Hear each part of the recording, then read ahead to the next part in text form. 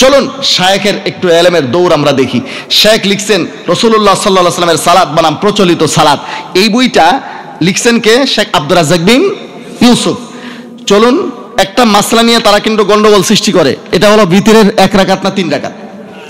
আচ্ছা, বিতির যদি 3 রাকাতও পড়েন আপনি, মাঝখানে বসা যাবে না, একটানা পড়তে হবে, এটা হলো তাদের বক্তব্য। কথা ঠিক না?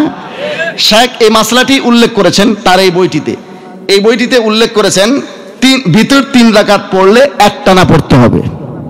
ভিতর বলেন 3 রাকাত পড়লে একটানা পড়তে হবে, এটা হলো শায়েখের দাবি। শায়েখ হেডলাইনে এটা লিখেছেন, হেডলাইনে এটা কি করেছেন? লিখেছেন। আপনি এখন দেখেন শায়েখ এখানে একটা হাদিস উল্লেখ করেছেন মুস্তাদরাক হাকিম থেকে। মুস্তাদরাক আলা সাহিহাইন আমার সঙ্গে আছে, মুস্তাদরাক আলা সাহিহাইন দিতে পারবা? মুস্তাদরাক আলা সাহিহাইন ওখানে দেখো তো, আমার কাছে আছে কিতাব। আচ্ছা, শায়েখ এখানে যা লিখেছেন আমি আপনাদেরকে সেটা দেখাই। শায়েখের আরবি ইবারতটা আবার ঠিক আছে। আরবি ইবারতে তিনি লিখেছেন আন আয়েশাতা, ভালো করে খেয়াল করবেন, আন আয়েশাতা মানে হযরত আয়েশা রাদিয়াল্লাহু তাআলা আনহা থেকে বর্ণিত।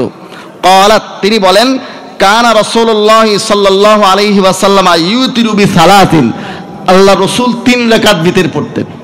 কয় রাকাত বিতর পড়তেন? এটা কিন্তু শায়েখ নিজেই উল্লেখ করেছেন।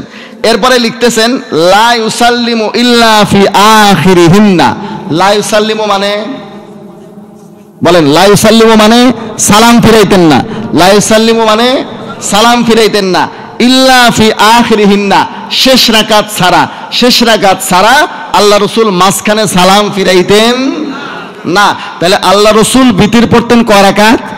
3 রাকাত। 2 রাকাতের পরে বসতেন, কিন্তু শেষ রাকাত ছাড়া সালাম ফিরাইতেন। শায়েখ এটার অনুবাদ করেছেন, আপনারা দেখতে পারেন যে আমি ভুল বলতেছি কিনা, বা এই বইটা তো আপনারা কিনতেও পারবেন। রাসূল সাল্লাল্লাহু আলাইহি ওয়াসাল্লামের সালাত বনাম প্রচলিত সালাত লিখেছেন শেখ আব্দুর রাজ্জাক বিন ইউসুফ। এখানে তিনি অনুবাদ করতেছেন আয়েশা রাদিয়াল্লাহু তাআলা আনহা বলেন রাসূল সাল্লাল্লাহু আলাইহি ওয়াসাল্লাম 3 রাকাত ভিতর পড়তেন, তিনি শেষ রাকাত ছাড়া বসতেন না। লা ইউসাল্লিমুর অনুবাদ কি করলেন? বসতেন না। তাহলে লা ইউসাল্লিমু মানে সালাম ফিরাইতেন না, আর শায়েখ লিখছেন কি? বসতেন না। এবারে আপনারা চিন্তা করেন যে শায়েখ লা ইউসাল্লিমুর অর্থ যে লিখলেন বসতেন না, লা ইউসাল্লিমুর অর্থ কি বসতেন না? বলেন না। এটা আমাদের মাদ্রাসাগুলোতে যারা পড়ে বা আপনারা যারা আরবির সাথে একটু সম্পর্ক আছে আপনারা জানেন লা ইউসাল্লিমু এটা সালাম থেকে, লা ইউসাল্লিমু ইল্লা ফি আখিরিহিন্না মানে শেষ রাকাত ছাড়া আল্লাহ রাসূল সালাম ফিরাইতেন না। শায়েখ অনুবাদ করলেন বসতেন না।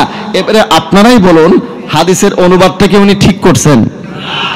এখন দুই দিকে যে কোনো একদিকে আমাদেরকে যেতে হবে। একটা হলো যে শায়েখ আসলে এই শব্দের অর্থই জানেন না, শায়েখ সম্পর্কে আমরা এতটা নিচু ধারণা করি না। আর একটা হতে পারে তিনি জেনে বুঝে সহি ধোঁকা দিয়েছেন, প্রতারণা করেছেন। তিনি এখানে হেডলাইন ফিট করেছেন বিতির 3 রাকাত পড়লে একটানা পড়তে হবে, এই হেডলাইন তাকে প্রমাণ করতেই হবে হাদিসে থাকুক আর না থাকুক। এই জন্য তিনি হাদিসে আছে লা ইউসাল্লিমু ইল্লা ফি আখিরিহিন্না, আর অনুবাদ করেছে কানা হাইকোর্ট দেখাচ্ছে শেষ রাকাত ছাড়া বসতেন না। তাহলে ওনারা কি আসলে সঠিক কথা বলে না ধোঁকা দেয়?